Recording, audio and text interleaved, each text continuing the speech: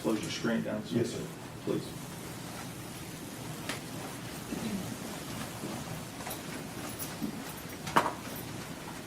All right, members of the jury, I want to thank you for your attention during this trial.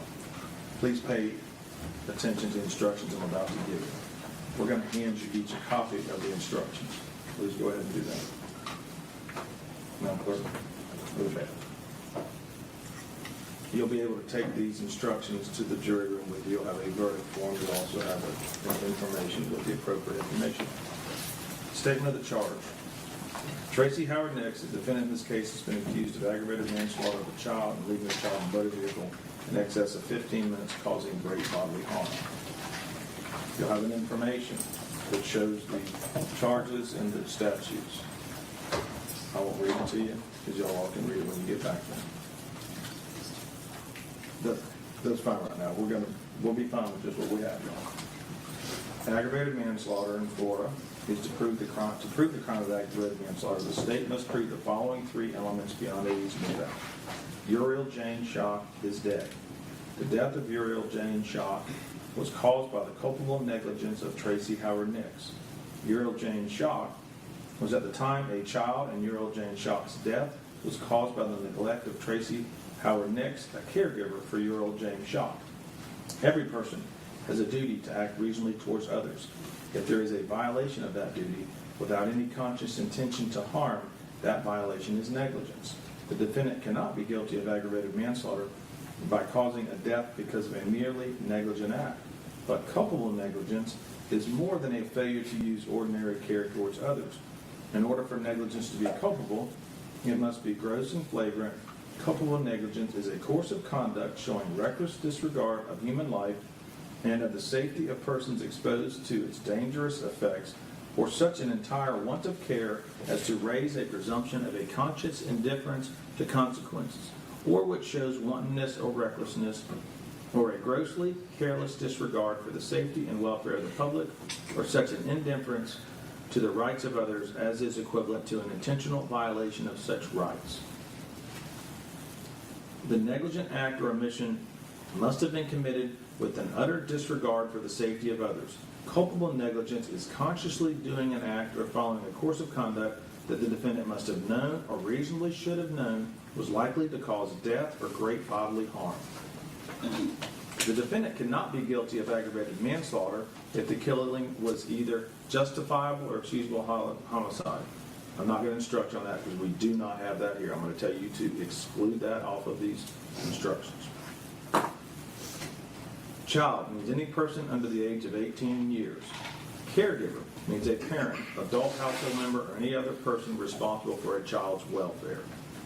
Neglect of a child means a caregiver's failure or omission to provide a child with the care, supervision, and services necessary to maintain a child's physical and mental health, including but not limited to food, nutrition, clothing, shelter, supervision, medicine, and medical services that a prudent person would consider essential for the well-being of the child.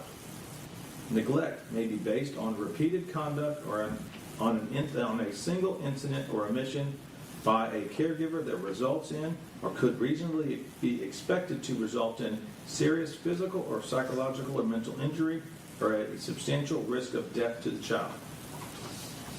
Leaving a child unattended or unsupervised in a motor vehicle causing great bodily harm. To prove the crime of leaving a child unattended or unsupervised in a motor vehicle causing great bodily harm, the state must prove the following four elements beyond a reasonable doubt. Number one, Tracy Nicks was a person responsible for Uriel Jane Shock. Number two, Uriel Jane Shock was younger than 6 years of age. Number three, Tracy Howard Nicks left Uriel Jane Shock unattended or unsupervised in a motor vehicle for a period in excess of 15 minutes or for any period of time if the health of the child was in danger. 4. In doing so, Tracy Howard Nicks caused great bodily harm to Uriel Jane Shock. Motor vehicle means a self-propelled vehicle not operated upon rails or guideway, but not a bicycle, electric bicycle, motorized scooter, electric personal assistive mobility device, mobile carrier, personal device, swamp buggy, or moped.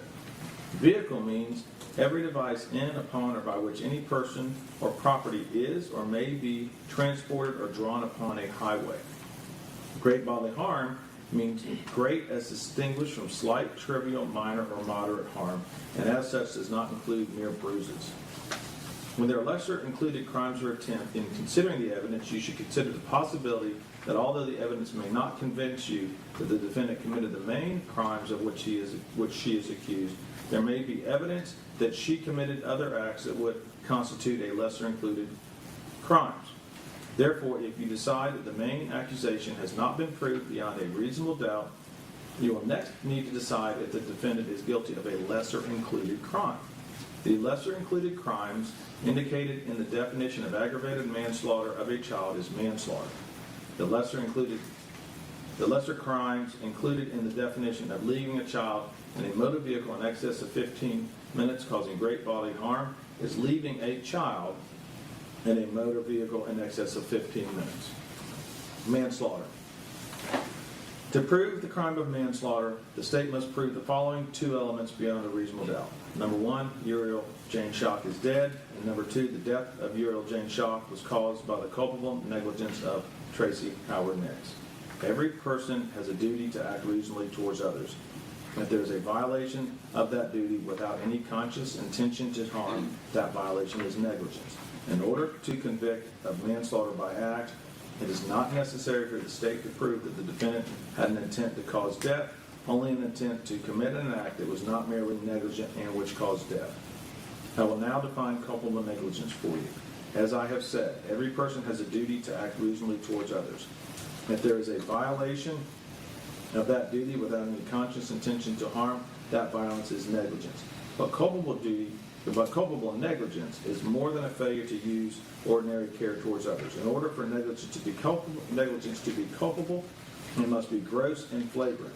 Culpable negligence is a course of conduct showing reckless disregard of human life or of the safety of persons exposed to its dangerous effects, or such an entire want of care as to raise a presumption of a conscious indifference to consequences, or which shows wantonness or recklessness, or a grossly careless disregard for the safety and welfare of the public, or such an indifference to the rights of others as is equivalent to an intentional violation of such rights. The negligent act or omission must have been committed with an utter disregard for the safety of others. Culpable negligence is consciously doing an act or following a course of conduct that the defendant must have known or reasonably should have known was likely to cause death or great bodily injury. Leaving a child unattended or unsupervised in a motor vehicle. To prove the crime of leaving a child unattended or unsupervised in a motor vehicle causing great bodily harm, the state must prove the following four elements beyond a reasonable doubt. Number one, Tracy Howard Nicks was a person responsible for Uriel Jane Shock. Number two, Uriel Jane Shock was a child younger than 6 years of age. And number three, Tracy Howard Nicks left Uriel Jane Shock unattended or unsupervised in a motor vehicle for a period in excess of 15 minutes or for any period of time if the health of the child was in danger. Motor vehicle means a self-propelled vehicle not operated upon rails or driveway. Vehicle means every device in, upon, or which by any person or property is or may be transported or drawn upon a highway. Plea of not guilty, reasonable doubt, and burden of proof. The defendant has entered a plea of not guilty. This means you must presume or believe the defendant is innocent. The presumption stays with the defendant as to each material allegation in the information through each stage of the trial unless it has been overcome by the evidence to the exclusion of and beyond a reasonable doubt. To overcome the defendant's presumption of innocence, the state has the burden of proving the crime with which the defendant is charged was committed, and the defendant is the person who committed the crime. Whenever the words reasonable doubt are used, you must consider the following. Proof beyond a reasonable doubt does not mean proof beyond all doubt. A reasonable doubt is not a mere possible doubt, a speculative, imaginary, or forced doubt. Such a doubt must not influence you to return a verdict of not guilty if you have an abiding conviction of guilt. On the other hand, if after carefully considering, comparing, and weighing all the evidence, there is not an abiding conviction of guilt, or if having a conviction, it is one which is not stable, but one which wavers and vacillates, then the charge is not proved beyond every reasonable doubt, and you must find the defendant not guilty because the doubt is reasonable. It is to the evidence introduced in this trial, and to it alone, that you are to look for that proof. A reasonable doubt as to the guilt of the defendant may arise from the evidence, conflict in the evidence, or lack of evidence. If you have a reasonable doubt, you should find the defendant not guilty. If you have no reasonable doubt, you should find the defendant guilty. Throughout your deliberations, you may discuss with each other the evidence and the law that has been presented in the case, but you must not communicate with anyone else by any means about the case. You also cannot learn from outside sources about the case, the matters in the case, the legal issues in the case, or individuals or other entities involved in the case. This means that you may not use any electronic devices or social media such as a phone, computer, or tablet, the internet, any text or instant messaging, or any social media apps such as Twitter, Facebook, Instagram, LinkedIn, YouTube, WhatsApp, and Snapchat to research or communicate about what you've seen and heard in this courtroom. These restrictions continue during deliberations because it's essential under our Constitution that you decide the case based solely on the evidence and law presented in this courtroom. Information that you find on the internet or through social media might be incomplete, misleading, or inaccurate. And as I noted in my instructions at the start of the trial, even using your smartphone, tablets, and computers and news media and social media apps on those devices may inadvertently expose you to certain notices, such as pop-ups or advertisements that could influence your consideration of the matters you've heard about in this courtroom. You are permitted to discuss the case only with your fellow jurors during deliberations because they have seen and heard the same evidence and instructions on the law that you have, and it is important that you decide the case solely on the evidence presented during the trial without undue influence by anything or anyone outside the courtroom. For this reason, I expect you to inform me at the earliest opportunity should you learn about or share any information about this case outside of the courtroom or the jury room, or learn that another juror has done so. You will weigh the evidence. It is up to you to decide what evidence is reliable. You should use your common sense in deciding which is the best evidence and which evidence should not be relied upon in considering your verdict. You may find some of the evidence not reliable or less reliable than other evidence. You should consider how the witnesses acted as well as what they said. Some things you should consider are, number one, did the witness seem to have an opportunity to see and know the things about which the witness testified? 2, did the witness seem to have an accurate memory? 3, was the witness honest and straightforward in answering the attorney's questions? 4, did the witness have some interest in how the case should be decided? 5, does the witness's testimony agree with the testimony and other evidence in the case? Whether the state has met its burden of proof does not depend upon the number of witnesses it has called or upon the number of exhibits it has offered, but instead upon the nature and quality of the evidence presented. The fact that a witness is employed with law enforcement does not mean that his or her testimony should be given any other weight than any other testimony. Expert witnesses are like other witnesses, with one exception. The law permits an expert witness to give his or her opinion. However, an expert's opinion is reliable only when given on a subject about which you believe him or her to be an expert. Like other witnesses, you may believe or disbelieve all or any part of an expert's testimony.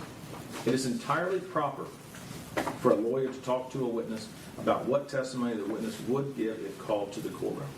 The witness should not be discredited by talking to a lawyer about his or her testimony. You may rely upon your own conclusions about the credibility of any witness. A juror may believe or disbelieve all or any part of the evidence or the testimony of any witness. The defendant did not testify in this matter. The Constitution requires the state to prove its accusations against the defendant. It is not necessary for the defendant to disprove anything, nor is the defendant required to prove her innocence. It is up to the state to prove the defendant's guilt by evidence. The defendant exercised a fundamental right by choosing not to be a witness in this case. You must not view this as an admission of guilt or be influenced in any way by her decision. No juror should ever be concerned that the defendant did or did not take the witness stand to give testimony in this case. The defendant's statements were introduced into evidence. A statement claimed to have been made by the defendant outside of court has been introduced into evidence. Such a statement should always be considered with caution and be weighed with great care to make sure it was freely and voluntarily made. If you conclude the defendant made the statement, you must also determine from the evidence whether this defendant's statement was freely and voluntarily made. In making this determination, you should consider the circumstances, including but not limited to, 1, whether when the defendant made the statement, they had been threatened to get them to make the statement. 2, whether anyone had promised the defendant anything to get the defendant to make the statement. If you conclude the defendant's made the out-of-court statement, but it was not freely and voluntarily made, you should disregard it. Rules for deliberation. There are some general rules that apply for your discussions. You must follow these rules in order to return a lawful verdict. You must follow the law as it is set out in these instructions. I've read them to you. You're going to get them, take them in the back. If you fail to follow the law, your verdict will be a miscarriage of justice.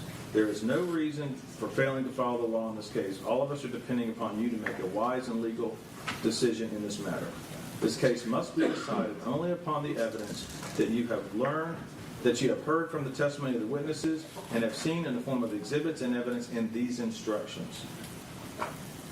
This case must not be decided for or against anyone because you feel sorry for anyone or are angry at anyone.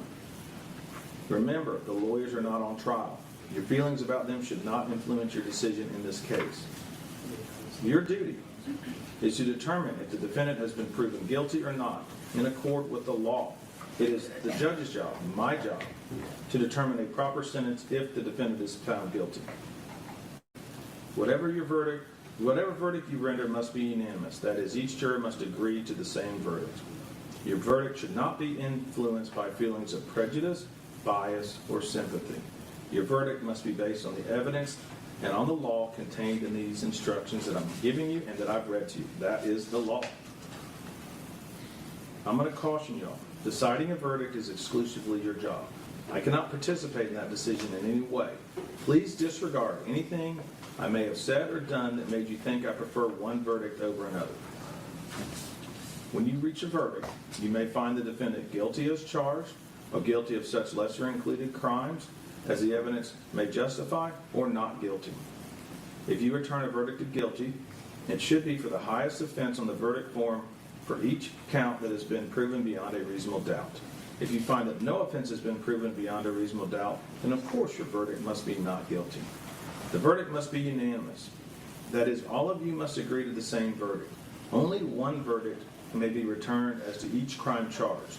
The verdict must be in writing, and for your convenience, the necessary verdict form has been prepared for you. It reads as follows. It's 2 pages. The first page is the count 1 and 2, and the second page is where the foreperson dates and signs it. It says, in the Circuit Court, 10th Judicial Circuit of Florida, NN4, Hardy County, State of Florida versus Tracy Howard Nicks, CF 22-289A, verdict form. We, the jury, find as follows as to count 1 of the charge. Check only 1. You check 1. The defendant, Tracy Howard Nicks, is guilty of aggravated manslaughter of a child, or the defendant, Tracy Howard Nicks, is guilty of manslaughter, a lesser included offense of count 1, or the defendant, Tracy Howard Nicks, is not guilty. You go then to count 2. We, the jury, find as follows as to the count 2 of the charge. Check only 1. The defendant, Tracy Howard Nicks, is guilty of leaving child in a motor vehicle in excess of 15 minutes, causing great bodily harm, or the defendant, Tracy Howard Nicks, is guilty of leaving child in a motor vehicle in excess of 15 minutes, a lesser included offense of category 1, or the defendant, Tracy Howard Nicks, is not guilty. You go to the second page, you date it, the foreperson. So we all say this, blank day of January 2025, foreperson signs it, prints the name. A single defendant with multiple counts of information. A separate crime is charged in each count of the information, and although they have been tried together, each crime and evidence applicable to it must be considered separately and a separate verdict returned as to each. A finding of guilty or not guilty as to one crime must not affect your verdict as to the other crimes charged. I'm going to submit the case to you as the jurors. We're going to have lunch. It's already been ordered for you. It'll be in there. You're going to have time. So in a few minutes, the bailiff's going to take you to that room. The first thing you should do is choose a foreperson who will preside over your deliberations. The foreperson should see to it that your discussions are carried out in an organized way that everyone has a fair chance to be heard. It is also the foreperson's job to sign and date the verdict form when all of you have agreed on a verdict, and to bring the verdict form back to the courtroom when you return. During deliberations, jurors must communicate about the case only with one another, and only when all jurors are present in the room. If a juror goes to the restroom, the deliberation should stop until the juror returns. You are not to communicate with any person outside the jury about this case until you have reached a verdict. You must talk about this case in person or through the telephone, writing, or electronic communication, such as email or any other means. Do not contact anyone to assist you during deliberations. These communications rules apply until I discharge you at the end of the case. If you become aware of any violation of these instructions or any other instructions I've given you in the case, you must tell me by giving a note to the bailiff.